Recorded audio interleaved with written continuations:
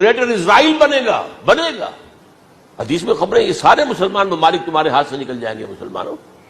یہ عراق اور اردن اور یہ اور وہ یہاں تک کہ ترکی سعودی عرب کا بھی شمالی حصہ نکل جائے گا. البتہ مدینے کا جو ان کا پروگرام ہے اس کو اللہ نہیں پورا ہونے دے گا. مدینے میں داخلے کی ان کو اجازت نہیں ملے گی.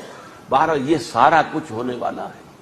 وہ وقت بھی آنے والا ہے کہ حضور کی ایک حدیث کے مطابق ایک شخص کے 1000 بیٹے ہوں گے تو 999 ختم ہو جائیں گے، ایک بچے گا. یہ وقت بھی آنے والا ہے کہ حضور فرماتے ہیں اتنی بڑی جنگ ہوگی، اتنی خوریزی ہوگی کہ پوری زمین اٹ جائے گی لاشوں سے. تو پرندہ جو ہے کوئی ایک تو پرندے ہوتے ہیں کہ جو مردار خور ہے، گدھ ہے، وہ تو بڑی خوشی سے اتریں گے، تناول فرمائیں گے لاشوں کو. اسی طریقے سے کوے ہیں، چیلے ہیں. لیکن جو نفاست پسند پرندے ہیں وہ لاش کے اوپر اترنا نہیں چاہتے. تو ایک پرندہ اڑتا چلا جائے گا، اسے کہیں زمین پر اترنے کی جگہ نہیں ملے گی، لاشیں ہی لاشیں ہوں گی. یہاں تک کہ وہ تھک ہار کر اس کی جو ہے پر جواب دے جائیں گے، گرے گا تو لاش پر گرے گا. یہ وقت آنے والا، اور یہ یہودیوں کے ہاتھوں، یا یہودیوں کے جو سپورٹرز ہیں اس وقت جو ان کے ہاتھ میں آلہ کار ہے، ان کے ہاتھوں آنا ہے. میرے نزدیک اس کام کے لیے اس ملعون قوم کو کہ جو حضرت عیسیٰ کے زمانے سے ملعون ہو چکی ہے، اس کو باقی رکھا گیا ہے. اسے یہ موقع دیا گیا ہے. اس نے اسرائیل بنا لیا ہے. تقریباً 2000 سال کے بعد وہ دوبارہ آ کر آباد ہوئے اس سرزمین میں جہاں سے نکال دیے گئے تھے 70 عیسوی کے اندر. یہ سارا کچھ کیوں ہو رہا ہے؟ ان کا یہ استثناء کیوں کیا گیا؟ یہ بڑی تلخ بات ہے، یہ یاد کر لیجیے. کیونکہ یا تو قوم اسی وقت ہلاک کر دی جاتی جیسا کہ ہوا قوم نوح، قوم ہود، قوم عاد، قوم ثمود، قوم شعیب. یہ ہوا کہ نہیں ہوا؟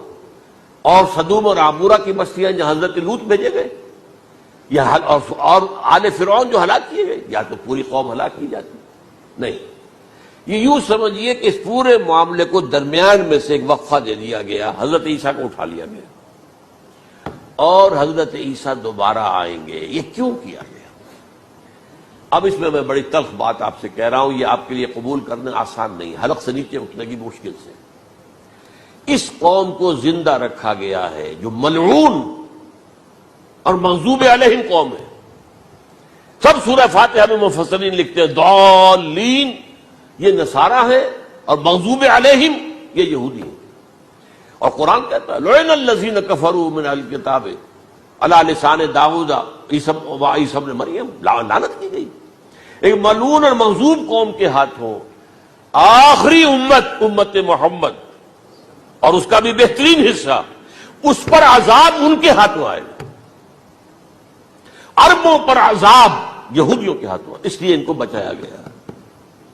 یہ میں نے کئی دفعہ واقعہ سنایا. مولانا اصلاحی صاحب بتایا کرتے تھے، کیونکہ وہ راجپوت تھے، یو پی کے راجپوت مشرقی حصے کے، کہ ہمارے ہاں کوئی نوجوان اگر کوئی بڑی گری ہوئی حرکت کرتا تھا تو اس کے سر پر چمار کے ذریعے، چمار کے ہاتھوں جوتا لگوایا جاتا تھا.